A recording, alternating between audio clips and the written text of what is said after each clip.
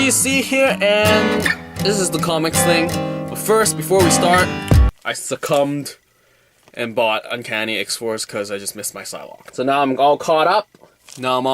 Heard you hear that? Hope you hear that. Whoa. Anyway, that's all for last week, or old stuff. Let's get on with this week's. Picked up Dejah Thoris because Jay Anatez's art is awesome.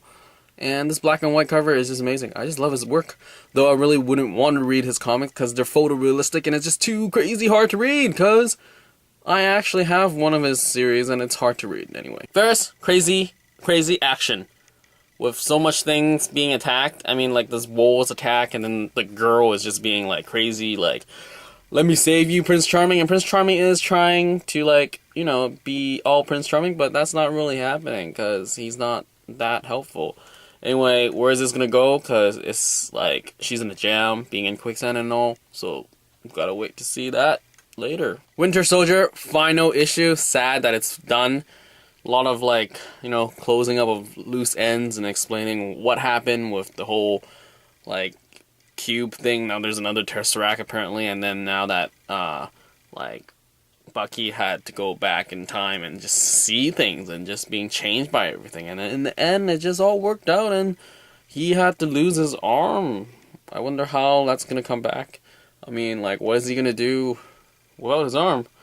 Obviously, Winter Soldier is going to come back when Captain America Winter Soldier will be coming out soon, maybe next summer, I think. So, Winter Soldier will come back. Just gotta wait. End of Days, another final issue. Man, just looking back to the first 7 issues, this conclusion was wickedly crazy. Mapone is finally explained. Not gonna ruin it here because you have to read this issue because it's just amazing. And the fact that Daredevil was just really good in this, and the whole, like, universe of Daredevil was just really good. Like, really good. Must read. I mean, sure, there were, like, some slow points, but this ending was totally worth it. Avengers, a lot of Hyperion action and dialogue between him and Thor.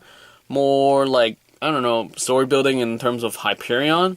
So I'm wondering if the next issues would be, like, the whole new, you know, the other people. And that's pretty much it. It was pretty good to see Hyperion having more of character and seeing how he sees things, and him and Thor just chilling out. It's kind of cool. I mean, for some reason, it just feels like those two are just, like, really good buddies, and they're, like, sort of on the same level sort of thing. Suicide Risk, issue 2, caught it up now, and it's like, whoa, this power stuff is, like, suicide risk, because he's gonna kill himself sooner or later if he doesn't control things. And there's actually no bad guys in this, it's just him dealing with his powers, and it was a good issue. Fearless Defenders, love this cover. Pretty good issue too, as more of the girls come out and just help out Val and, like, just fighting everything, and then how Val, like, freaks out in the end. It's just like, whoa, who's gonna take care of her? Clearly She-Hulk has gotta, like, do some smacking to bring some senses back to Val. Legends of Dark Knight, pretty great issue with 2 stories, one about Scarecrow and the other one about Catwoman. Scarecrow one was pretty intense, as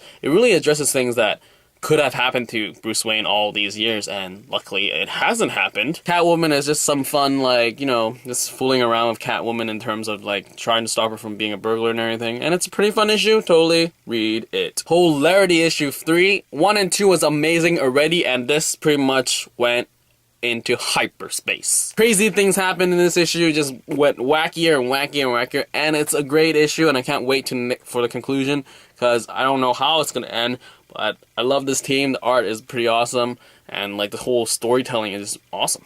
Awesome! Way too much awesome, but must read. Check it out. East of West 3, a lot more.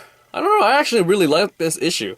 It felt the same as issue 1 than 2. So really great to have caught it, and just learning more about the world and his wife and this death, this thing, and now issue 4 is gonna be crazy. All new X-Men, spoiler, this cover has nothing to do with the issue. As amazing as this cover is, it might be a, I don't know, foreshadowing to some future event, but anyway, good issue. I mean, the whole, like, brother thing is just pretty, like, oh, my brother from the future, he's pretty cool, and to see my younger brother at his best is pretty, like, you know, family war.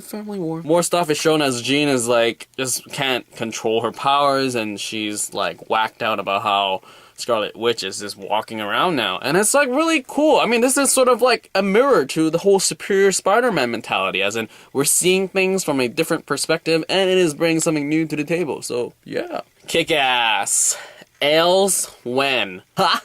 Mark Miller. Crazy designing, as in you had to buy all 6 covers to see what this message means. And Adam Hughes cover, gotta take that for sure. Hit Girl is in bars, or behind bars, and Kickass is doing his, I don't know, Kickass thing, and he's just being Kickass. Is not as impressive. Though I have to say, compared to his counterpart in the movies, comic Kickass is really wimpy. It's weird. So, like, it's interesting how the comics differ so much from the movies now, in tone anyway. So with how this issue ends, it's like, oh gosh, he's in trouble. Superior Spider-Man. As I said about All New X-Men, it is a new perspective on things to see how brutal Spider-Man could be. I mean, it's addressing the whole, like, oh, Batman would have so less villains if he just kills them.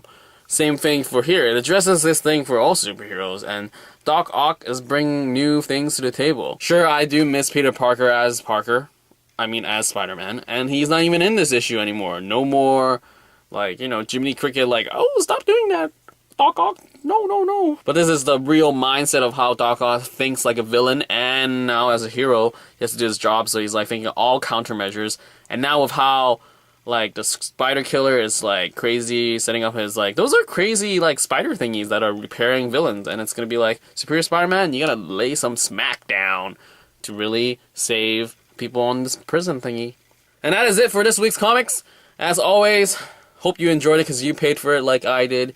And if you're in the area, check out RX Comics because they have some gems hidden somewhere in those long boxes for you to find. Address is always in the description. That is all for this week's comics. Hope you enjoyed it like I just said. Stop repeating myself. Anyway, bye-bye.